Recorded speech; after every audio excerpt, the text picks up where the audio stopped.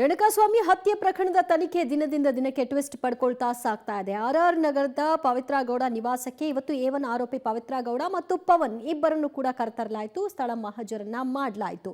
ಈ ಸಂದರ್ಭದಲ್ಲಿ ಹಲವಾರು ಸಾಕ್ಷ್ಯಗಳನ್ನ ಸಂಗ್ರಹ ಮಾಡಿ ತೆಗೆದುಕೊಂಡು ಹೋಗಿದ್ದಾರೆ. ಆದರೆ ಪವಿತ್ರ ಮತ್ತು ಪವನ್ ಇಬ್ಬರಲ್ಲೂ ಕೂಡ ಒಂದು ಕೊಲೆ ಮಾಡಿದ್ದೀವಿ ಎಂಬ ಪಾಪ ಪ್ರಜ್ಞೆ, ಪ್ರಾಯಶ್ಚಿತ್ತ ಕಿಂಚಿತ್ತೂ ಕೂಡ ಕಾಣಿಸ್ಲಿಲ್ಲ. ಜೊತೆಗೆ ಪವಿತ್ರ ಗೌಡಳ ಐಷಾರಾಮಿ ಜೀವನದ ಡೀಟೇಲ್ಸ್ ಕೂಡ ಲಭ್ಯವಾಗಿದೆ. ನೋಡ್ಕೊಂಡು ಬರೋಣ. ದರ್ಶನ್ ಗೆಳತಿಯ ನಿವಾಸದಲ್ಲಿ ಸ್ಥಳ ಮಹಜರ್. 1ನೇ ಆರೋಪಿ ಪವಿತ್ರ ಗೌಡ ಚಪ್ಪಲಿ, ಬಟ್ಟೆ ಸೀಸ್. ರೇಣುಕಾಸ್ವಾಮಿ ಅಮಾನುಷ್ಯ ಕೊಲೆ ಮಾಡಿ ಕ್ರೌರ್ಯ ಮೆರೆದಿದ್ದ ದರ್ಶನ್ ಅಂಡ್ ಗ್ಯಾಂಗ್ನ ವಿಚಾರಣೆ ಮುಂದುವರೆದಿದೆ. ಮತ್ತೊಮ್ಮೆ ಕಸ್ಟಡಿಗೆ ಪಡೆದುಕೊಂಡ ಬಳಿಕ ಇದೀಗ ಪೊಲೀಸರು ಮತ್ತೊಂದು ಹಂತದ ತನಿಖೆ ನಡೆಸಿದ್ದಾರೆ. ಎವಿಡೆನ್ಸ್ಗಳನ್ನ ಮುಂದಿಟ್ಟುಕೊಂಡು ವಿಚಾರಣೆ ನಡೆಸುತ್ತಿದ್ದಾರೆ. ಅಶ್ಲೀಲ ಮೆಸೇಜ್, ಕಮೆಂಟ್ಗೆ ನಡೆದ ಕೊಲೆ ಪ್ರಕರಣ ದಿನದಿಂದ ದಿನಕ್ಕೆ ರೋಚಕತೆ ಜೊತೆಗೆ ಟ್ವಿಸ್ಟ್ ಪಡಿತಾ ಇದೆ. ಒಂದ್ ಕಡೆ ಲಾಕಪ್ನಲ್ಲಿ ಆರೋಪಿಗಳನ್ನ ಪೊಲೀಸರು ಬೆಂಡೆತ್ತುತ್ತಿದ್ರೆ, ಮತ್ತೊಂದ್ ಕಡೆ ಸ್ಥಳ ಮಹಜರ್ ಮಾಡೋ ಮೂಲಕ ಮಹತ್ವದ ಸಾಕ್ಷ್ಯಗಳನ್ನ ಕಲೆ ಹಾಕ್ತಿದ್ದಾರೆ.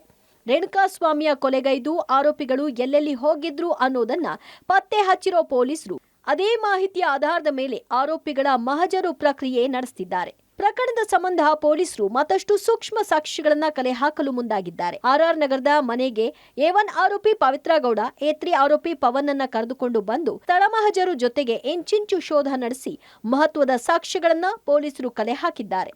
ಪವಿತ್ರ ಗೌಡ ಕರೆತರ್ತಿದ್ದಂತೆ ನಿವಾಸದ ಮುಂಭಾಗದ ರಸ್ತೆ ಬಂದ್ ಮಾಡಲಾಯಿತು. ಪೊಲೀಸರ ಜೊತೆಗೆ FSL ಅಧಿಕಾರಿಗಳು ಸಹ ಬಂದು ಸೂಕ್ಷ್ಮ ಸಾಕ್ಷ್ಯಗಳನ್ನ ಕಲೆ ಹಾಕಿದ್ದಾರೆ. ರೇಣುಕಾಸ್ವಾಮಿ ಕೊಲೆ ಮಾಡಿದ ದಿನ ಪವಿತ್ರ ಗೌಡ ಧರಿಸಿದ ಬಟ್ಟೆ, ಚಪ್ಪಲಿಯನ್ನ FSL ಅಧಿಕಾರಿಗಳು ಜಪ್ತಿ ಮಾಡಿದ್ದಾರೆ.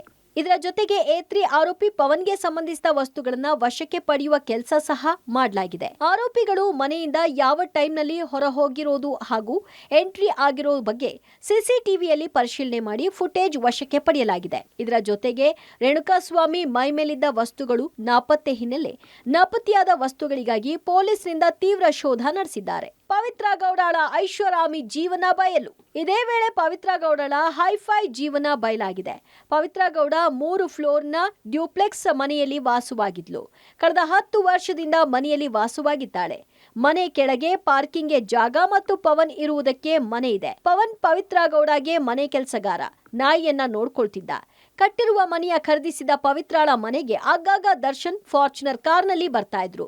ಅಕ್ಕಪಕ್ಕ ಮನೆಯವರ ಜೊತೆ ಪವಿತ್ರಗೆ ಸಂಪರ್ಕವೇ ಇರಲಿಲ್ಲ. ಪವಿತ್ರ ಓಕ್ಸ್ ವ್ಯಾಗನ್ ಮತ್ತು ರೇಂಜ್ ರೋವರ್ ನಲ್ಲಿ ಓಡಾಡ್ತಾ ಇದ್ಲು. ಕಿಂಚಿತ್ತು ಪಾಪ ಪ್ರಜ್ಞೆ, ಪ್ರಾಯಶ್ಚಿತ್ತ ಇಲ್ಲದ ಪವನ್. ಮಹಜರ್ ವೇಳೆ ಹಲ್ಲು ಕಿಸಿಯುತ್ತಾ ಬಂದ ಕೇಡಿ. ಅಂದಹಾಗೆ ಸ್ಥಳ ಮಹಜರ್ ವೇಳೆ ಪವನ್ ಈ ಪ್ರಕರಣಕ್ಕೂ ನನಗೂ ಸಂಬಂಧವೇ ಇಲ್ಲ ಎಂಬಂತೆ ಹಲ್ಲು ಕಿಸಿಯುತ್ತಾ ಬಂದ. ಕೊಲೆಗೆ ಕಿಂಚಿತ್ತೂ ಪಾಪ ಪ್ರಜ್ಞೆ, ಪಶ್ಚಾತ್ತಾಪ ಇಲ್ಲದಂತೆ ಪೊಲೀಸರ ಜೊತೆ ಬಿಂದಾಸ್ ಆಗಿ ಕ್ಯಾಮ್ರಾಗೆ ನಗುತ್ತಲೇ ಪೋಸ್ ಕೊಟ್ಟ.